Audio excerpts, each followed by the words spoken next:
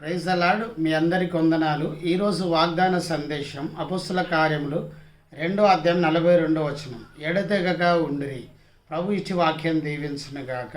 ఆమేన్.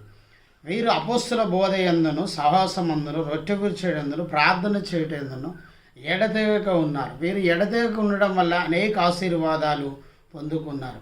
ఎందుకు ఇలా ఉన్నారంటే పేతురు చెప్పిన మాటను బట్టి యేసుక్రీస్తే దేవుడని, యేసే క్రీస్తని వారికి ప్రకటించినప్పుడు వారు మేము ఏం చేయాలని 37వ వచనంలో అడిగారు. అప్పుడు అపొస్తల కార్యం 2:38 మీరు మారు మనసు పొంది పాపక్షమాపణ నిమిత్తం ప్రతివాడు యేసుక్రీస్తు నామమున బాప్తిసం పొందినప్పుడు మీరు పరిశుద్ధాత్మను వరమును పొందుదురని అడిగినప్పుడు వారు ఇలాగూ ఎడతెగక ఉన్నారు, ఆశీర్వదించబడ్డారు. ప్రభు ఇచ్చి వాక్యం దీవించును గాక. ఆమేన్. చేయమని మా యూట్యూబ్ ఛానల్ సబ్స్క్రైబ్ చేయండి, లైక్ చేయండి, షేర్ చేయండి, అనేకులకు తెలియజేయండి. ఆమేన్. Praise the lord.